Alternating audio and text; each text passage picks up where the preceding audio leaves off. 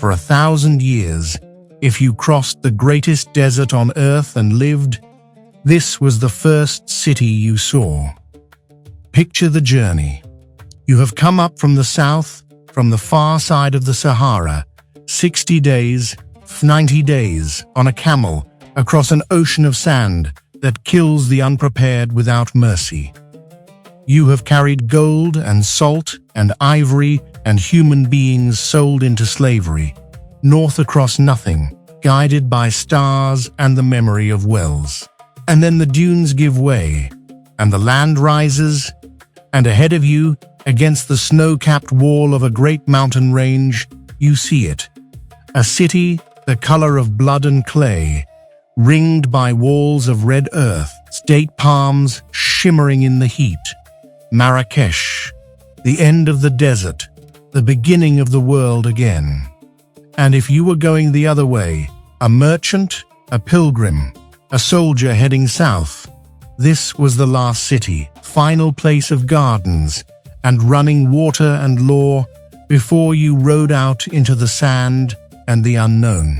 For everyone who traveled the great trans-Saharan routes, this red city at the foot of the mountains was the threshold, the door between the settled world and the desert, between north and south, between safety and the void. That is what Marrakesh was built to be. Not a river crossing, not a harbor, not a holy hill, a gate, a threshold city, standing exactly on the line where the known world ended. Here is the strange thing. 1,000 years later, in an age of airports and highways, it still feels like a threshold, a place where the modern world stops at the walls, and inside them, something older, wilder, far more intense takes over. Step through the gates into the old city, and the centuries fall away. The snake charmers, the storytellers, the acrobats, the smoke of 100 food stalls, the call to prayer over a labyrinth, so complex it was designed to swallow you. It is all still there, still alive, still overwhelming, in a way almost nowhere else on earth can match. So here is a city that is one of the great tourist destinations of the planet, welcoming millions of visitors a year in comfort and luxury.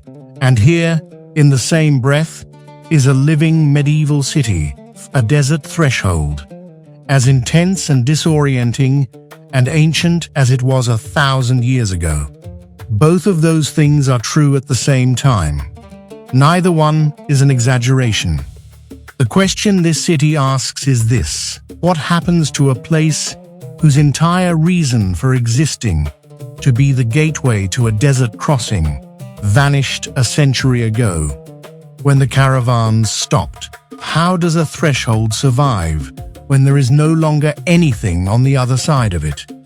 And what have they built in that red-walled maze that pulls the whole world toward it still? This is Marrakesh. To understand the city, start with its color, because the color is the whole story. Marrakesh is red. Not painted red, built red, out of the earth it stands on. The traditional buildings, the great walls that ring the old city, the palaces and the humblest houses, are all made of a red-brown clay called pisé, rammed earth dug from the plain and dried in the sun, glowing a deep terracotta rose that turns to fire at sunset. This day, by law, new buildings in the city must be painted in that same shade, so that the whole of Marrakesh keeps its single, unbroken color. They call it simply the Red City. It is a city that rose, quite literally, out of the ground beneath it, and has never been allowed to look like anything else. And the reason it stands here, on this particular patch of red plain, is the meeting of two things you can see on the horizon in opposite directions. To the south and east, the desert, the plains that run down toward the Sahara, the routes that reach across the sand to the fabled trading cities of the far south, to the goldfields of West Africa, to Timbuktu. To the north, the settled, watered, Mediterranean world of Morocco and beyond. And rising to the south, close enough to touch, a wall of mountains that seems impossible above a city this hot. The high Atlas, snow-capped for much of the year, peaks over 4,000 meters high. Those mountains are why the city can exist at all.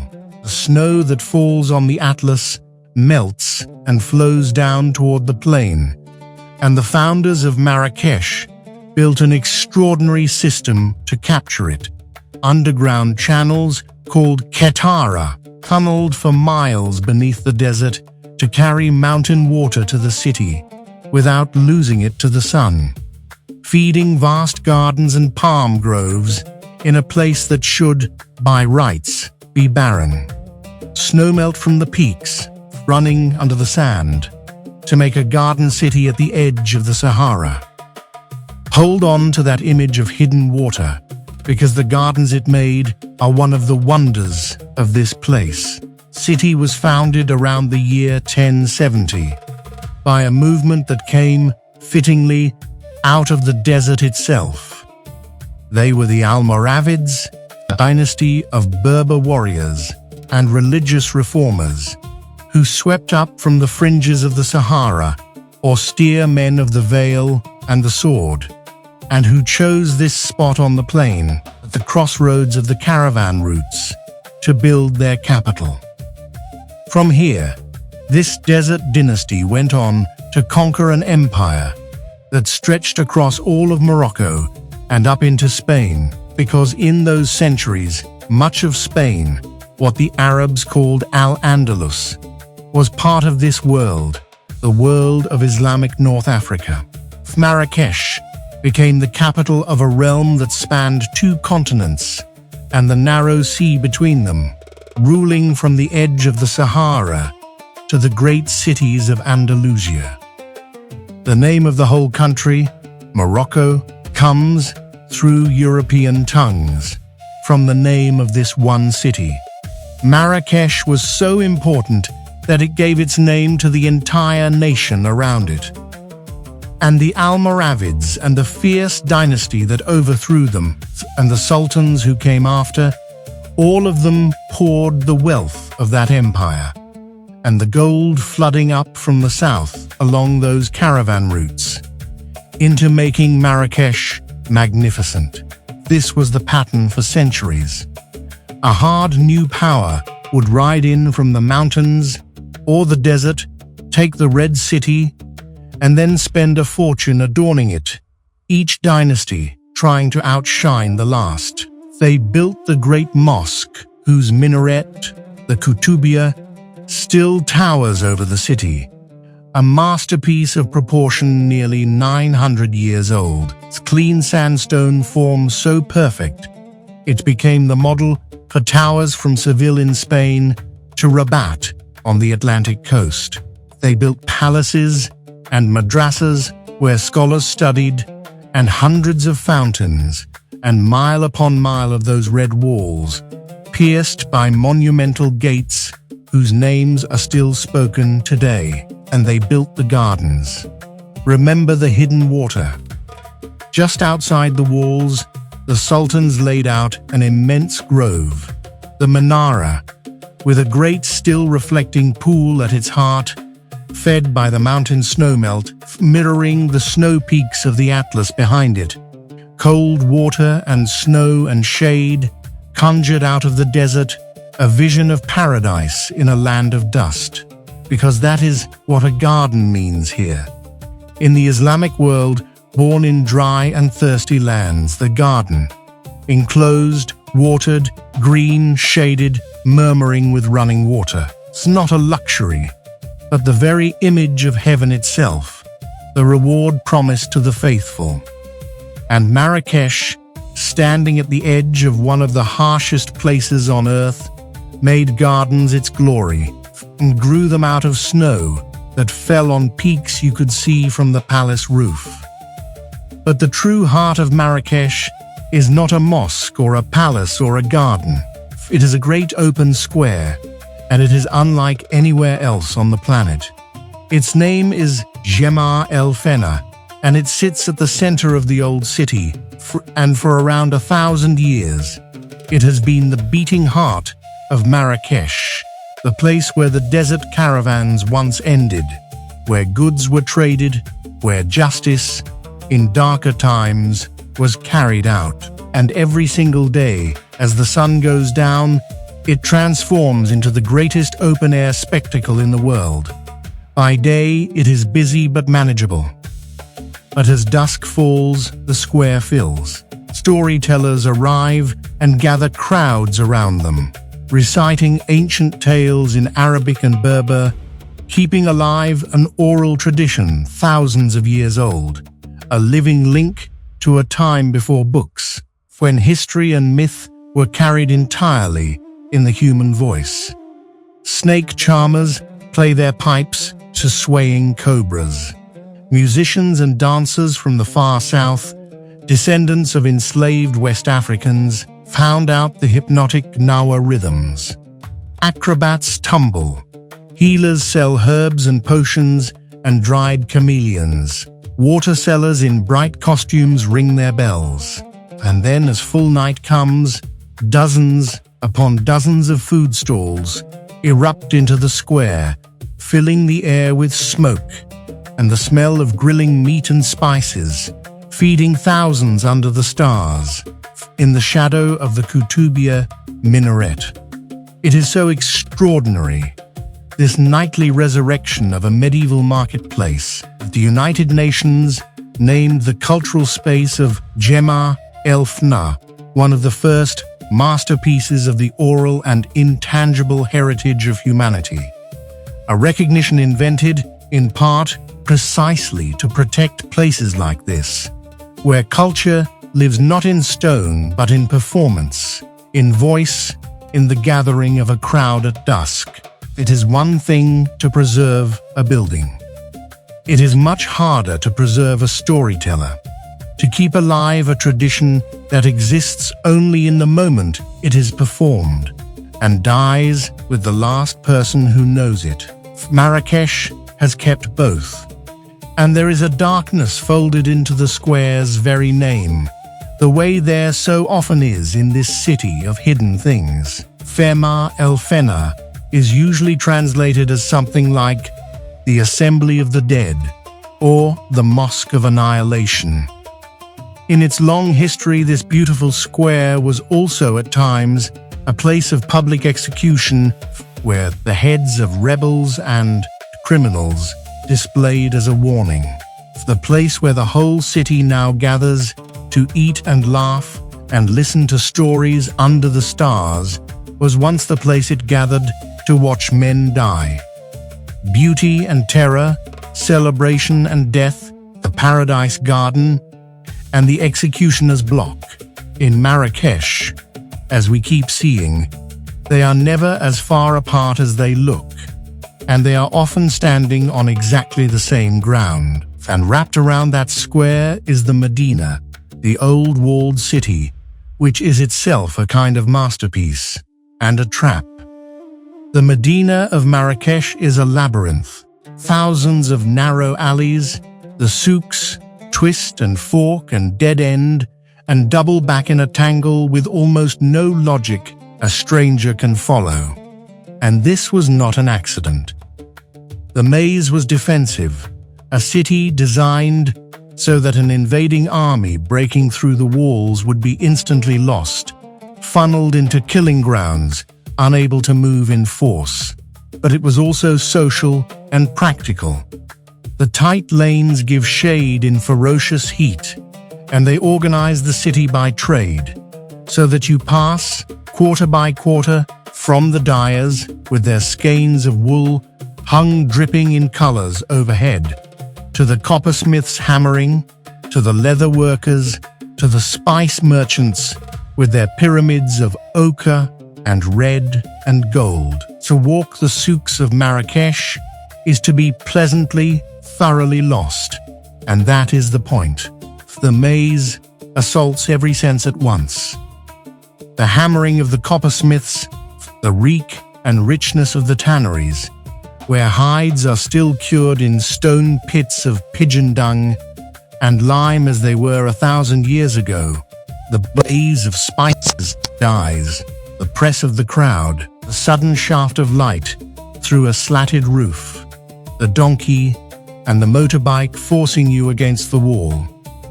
It is exhausting and intoxicating and completely alive, full contact museum where everything in it is also for sale. And behind the plain walls of those alleys hide the riads, the traditional houses turned entirely inward, presenting nothing to the street but a single door and a blank facade, and opening inside onto a private courtyard with a fountain, an orange tree, cool tiled rooms rising around a square of open sky. It is the same principle as the whole city, as the whole culture. The treasure is hidden, turned inward, protected behind a blank wall, cool and green and secret in the middle of the heat and the noise and the crowd. You would never guess, from the dusty lane outside, that paradise is on the other side of that door. And that is the deepest secret of Marrakesh, that in this city, the beauty is never on the surface. It is always behind a wall, waiting for the ones who know to knock. Step out of the maze, beyond the walls and the gardens, because the land around Marrakesh is as dramatic as the city, and it holds a ghost. The high Atlas Mountains rise just to the south, and they are a world apart, home to the Berbers, or Amazigh, the free people, the original inhabitants of North Africa, who were here long before the Arabs, long before Islam, long before the city, and whose language and music and identity have survived every empire that ever swept across this land. Their villages cling to impossible slopes, built of the same earth as the mountains, so that they seem to grow from the rock, reachable in places only by mule, where a way of life has continued largely unchanged for centuries. Beyond the peaks lies the beginning of the Sahara, the dunes and the stony wastes. And this whole landscape, mountain, plain and desert, was once the kingdom of one of the most magnificent animals that ever lived. The Barbary lion, the Atlas lion. It was one of the largest lions the world has ever known, the males crowned with an enormous dark mane that ran back over the shoulders and down the belly, a creature of legend even in the ancient world. These were the lions the Romans shipped north by the 1,000 to die in the Colosseum, and in Morocco they were the lions of kings. For centuries the sultans of Marrakesh kept Barbary lions as living symbols of their power, and the mountain tribes brought them as tribute. There were royal lions in this city within living memory, and then they were gone, hunted relentlessly, driven back into the mountains. The last wild Barbary lions vanished from the Atlas in the 20th century. The great maned lion of North Africa, the lion of the Romans, the lion of the sultans, the very emblem of this land, no longer exists in the wild anywhere on earth. A handful of descendants of the royal lions survive in captivity, and Morocco guards them fiercely, dreaming of one day returning a lion to the Atlas. But for now, the king of this red land lives only in cages and in memory. The mountains that were his are silent. The threshold city still flies the lion on its crests and its stories long after the lion itself walked out of the world. Which brings us to the thing that almost ended Marrakesh, and to the city now. For most of its history, Marrakesh lived and died by the caravan. It was rich because it was the gateway to the desert trade, the place where the gold of the south changed hands. But in the last century and more, that trade simply died. Ships, and then trucks and planes, made the terrible desert crossing pointless. The caravans stopped, and Marrakesh, like Samarkand on the Silk Road, like Venice when the sea routes opened, suddenly found itself a threshold to nowhere, a gate that no longer led anywhere anyone needed to go. It could have faded into the sand. Instead, it did something the age made possible. It turned its intensity, its color, its labyrinth, its nightly spectacle into the very thing that would save it. The world discovered Marrakesh. Artists and writers came, then filmmakers, then fashion, then everyone. The city became one of the great destinations on Earth.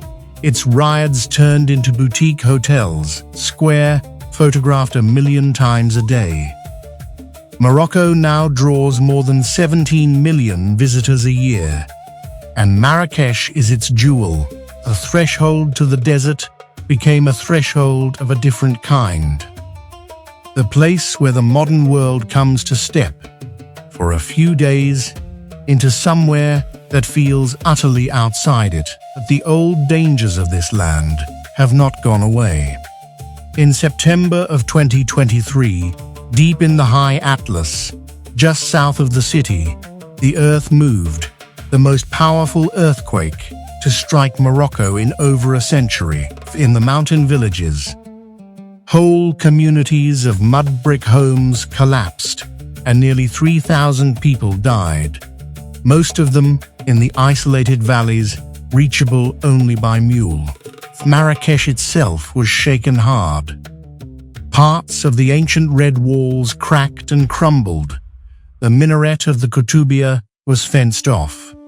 In the old Jewish quarter, the Mellah, once home to tens of thousands, dwindled over the last century to a few hundred. Houses that had stood for generations fell into the lanes, and in the aftermath, the city showed exactly what it is. Within weeks, the rubble was cleared from the main alleys. The storytellers returned to Jemaa el-Fna, and the tourists came back, because tourism is now the lifeblood of the whole city, and a Marrakesh without visitors is a threshold, with no one crossing it. The restoration of the walls and the monuments goes on carefully, stone by red stone. And the deeper questions the earthquake raised: how to rebuild the old earthen architecture to survive the next quake, how to protect a fragile medieval city that is also a living home to real people and a machine for tourism. All at once, those are the questions Marrakesh is wrestling with. Right now, the same questions, in the end, that Venice and Kyoto are asking.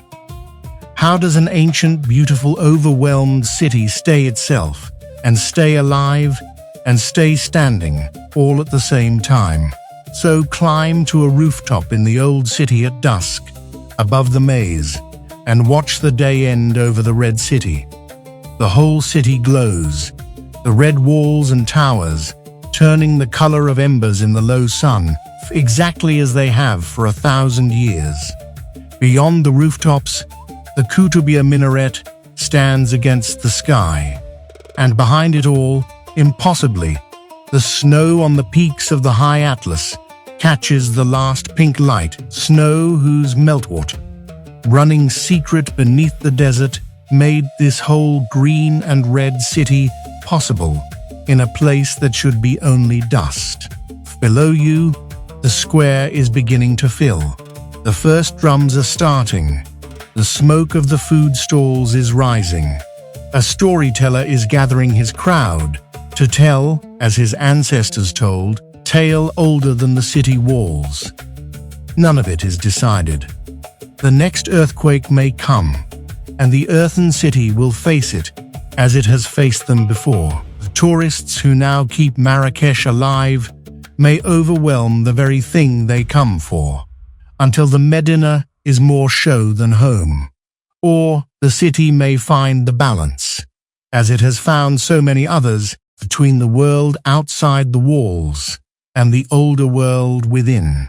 The caravans are never coming back. The lion is not coming back.